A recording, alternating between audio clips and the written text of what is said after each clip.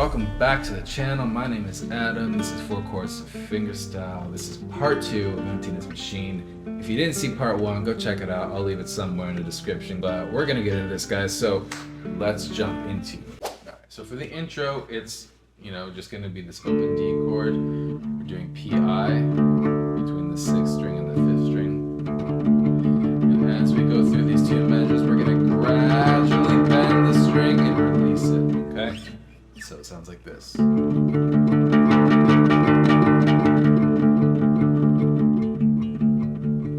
Okay. Now we're gonna go into this arpeggio pattern. So the thing that really drives this song here is gonna be the moving arpeggio.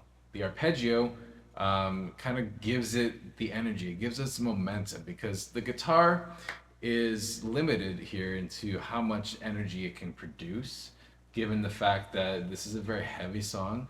There's going to be a lot of repetitive sounds, and we want a lot of rhythm, right? But the melodic content of this song is pretty straightforward. There's nothing crazy melodically going on, so it's really a challenge to keep the energy of Linkin Park and of course this heavier music on one guitar. So we do that by using a lot of arpeggios.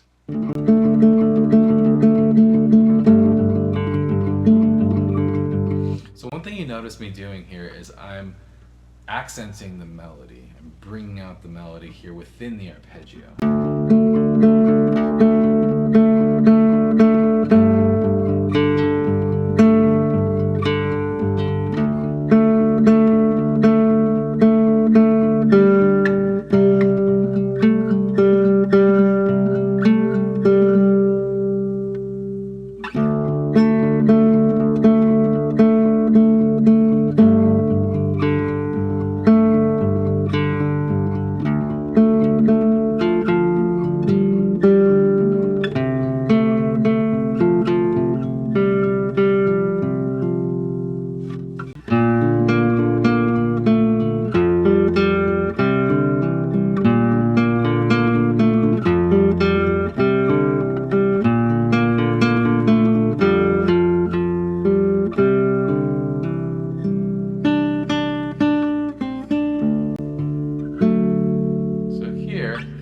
This major chord, so the rhythm slows down. It's kind of like a little bit of a bright moment in the song.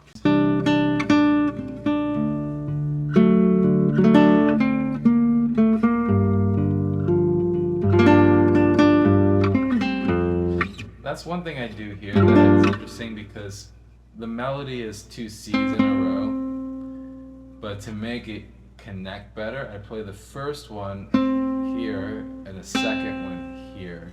That way I can sustain it into the next chord. It's a little trick there.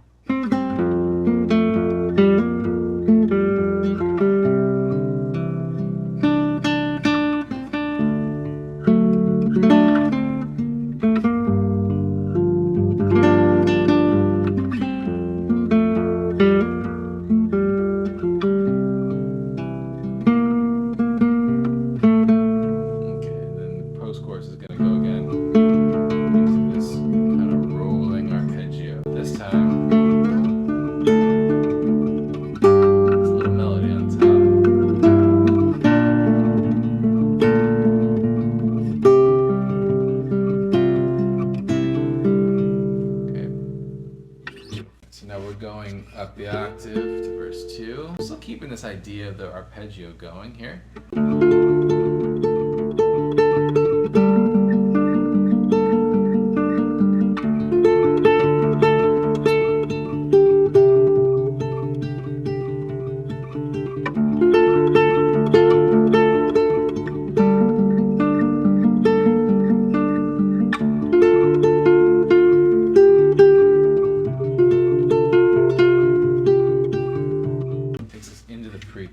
Now in the pre-chorus, we're really starting to ramp up the energy for the chorus here, and so we're going to crescendo, because it's a repetitive phrase, right? It's pretty straightforward. We're repeating the same thing 3 times. So we don't want it to be stagnant. We want to keep building that intensity because, again, why else would they be repeating the same idea? It's like because they're waiting for something big to happen, right? So this is obviously building up into the chorus here.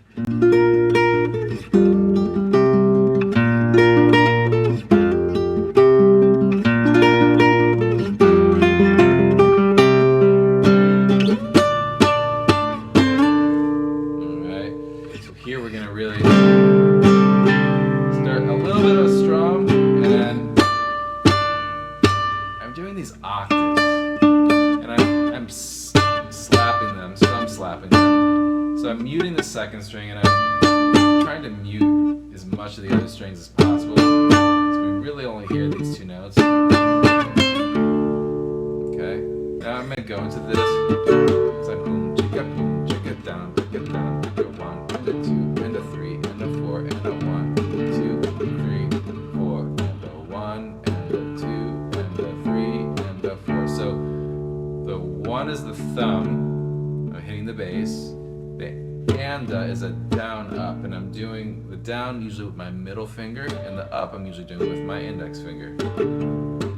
Okay, you could do it with the same finger, but I feel like using 2 fingers allows you to relax a little bit more. Use less energy. So now while I'm doing that rhythm pad, I'm also picking out the melody there.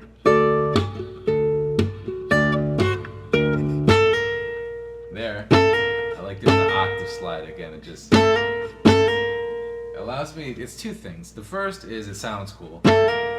Kind of brings back the same idea from before, but the second reason is a little bit more utilitarian.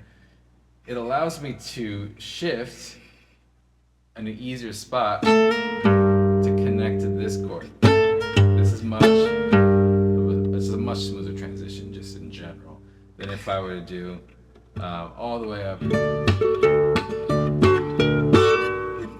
there. That would be really, really awkward. I'd have a big jump, which suck. So I'm going to try to avoid that, and this works. So again, I'm doing down, down, up, down, up with those octaves. Now, here I'm playing the melody around in this chord.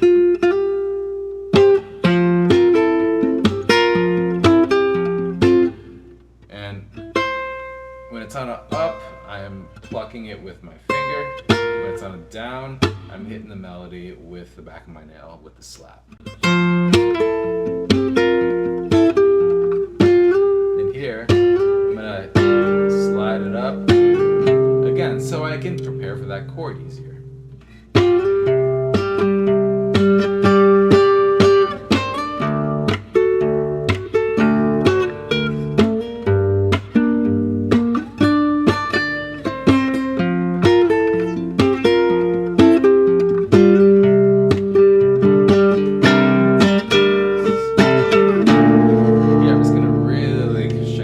Emptiness Machine, hit this big open B flat, D, whatever this is, B flat major 7/D. Start arpeggiating, just a kind of transition. The energy is now coming down into the bridge.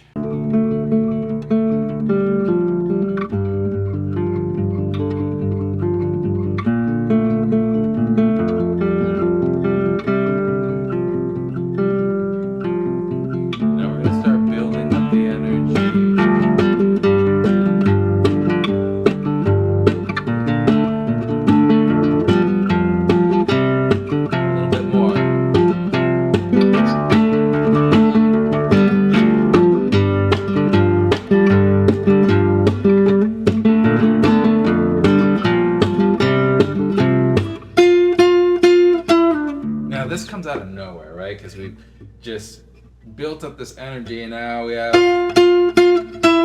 this big climax with the melody of the chorus is slightly different now. It's descending from F to E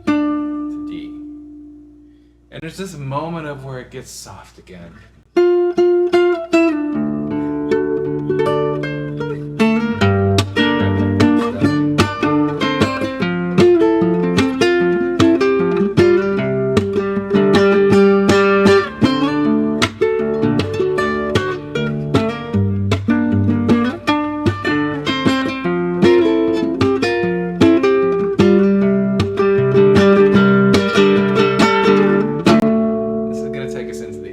Now the outro is a combination of the bridge and the chorus. And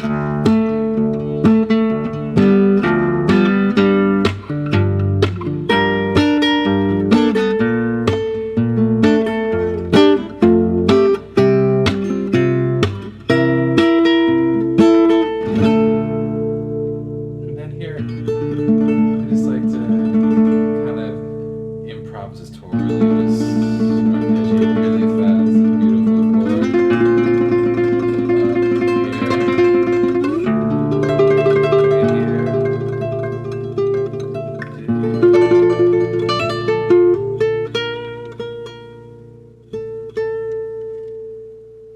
That's it, guys.